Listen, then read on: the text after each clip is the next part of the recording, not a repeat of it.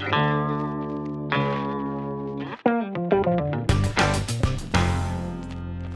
good afternoon guys. Today we're going to talk about the parts of a plant.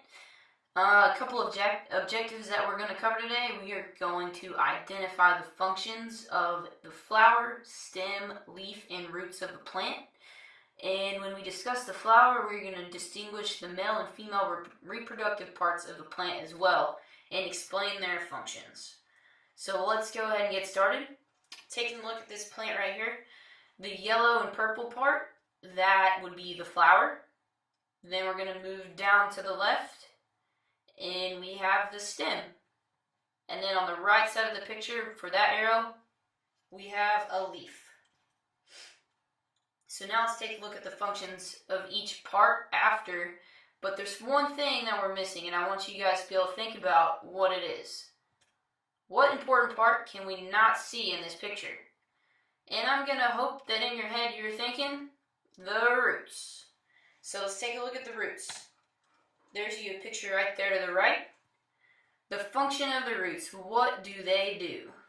First off, they hold the plant in place. So the roots act as an anchor for the plant.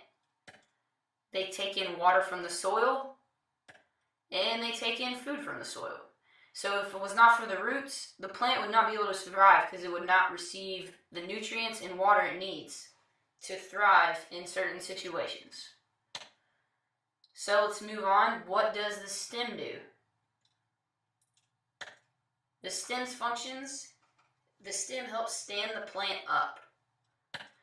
The stem also acts as an elevator that takes the food and water to the rest of the plant. So in order for this to happen, the roots have to be functioning because the roots take in the water and the food or the nutrients to take it up through the stem to the rest of the plant. Why do plants have leaves? That is the question. So there's a picture right there of a leaf. So the leaf's job. The leaf breathes in air called carbon dioxide and breathes out oxygen. So if you think about it, as humans, what do we breathe? We breathe in oxygen, right? So if we breathe in oxygen, we breathe out carbon dioxide. So in order for a leaf to receive the carbon dioxide it needs humans to function. Because we breathe out carbon dioxide and the leaf takes that in. So we have a relationship that's mutual. Also, the leaf takes in energy from the sun and turns it into energy for the plant. Now, from previous classes you might have, you may recognize this process as photosynthesis. Now we're going to move on and talk about the flower. There's a nice pretty pink flower right there. The flower, what does it do? The flower attracts insects by its color and smell, so insects can pollinate the flower. It also, after being pollinated, the flower is able to make seeds.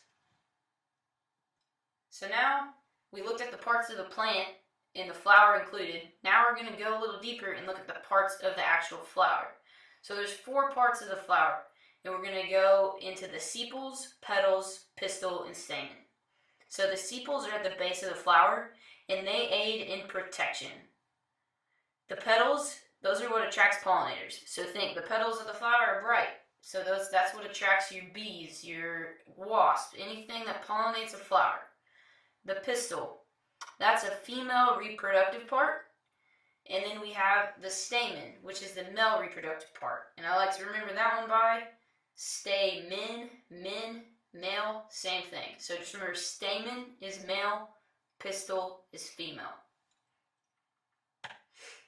Now we're going to take a little look deeper, female versus male. So we're going to look inside the pistil. The pistil is the part that makes the seeds. So within the pistil, we have a stigma, a style, the ovules, and an ovary. So going back to the stigma, that is the top of the pistil where the pollen sticks to. And here in a second, I'm going to show you a diagram so you can be able to see these deeper. The style is a long tube that carries pollen through the pistil. The ovules are what becomes this actual seed.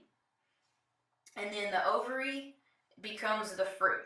So just a little fun fact, if you think about ovaries in a flower, so how many of you have eaten an apple? Pretty sure the majority, I would guess. An apple is actually an ovary that has not became a flower. So just think of it that way.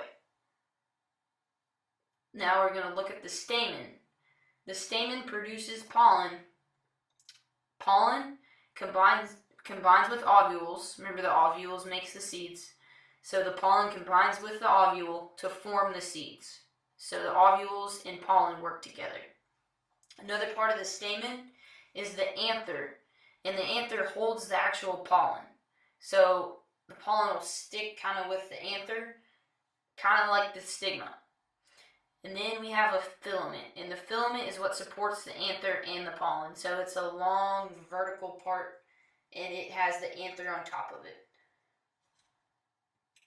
So here's the diagram I was showing you. I was going to tell you, we're going to take a look at it. At the top you can see the bright pink, that's the petals. And then we're going to come in here, over here, this is the pistil. This area to the right, and then the stigma. The stigma right here, that's the sticky part that holds the pollen. And here's the style. The style is what transports the pollen and is able to get to the stigma. And then the ovary is right in this area with tiny ovules inside of it. So there's your female reproductive parts. And then we're going to move over here to the left. We have the stamen, which is what? The male part, because we have men right here in the name. Up at the top is the anther. And the anther is what the pollen sticks to. And then underneath the anther right here is the filament. And the filament is what supports the anther with the pollen on it. And earlier we talked about a sepal, and it aids in protection of the plant, of the flower. And this is it right here in the bottom at the base of the flower like we talked about earlier. So, today, our objectives, we covered the functions of the flower, stem, leaf, and roots, and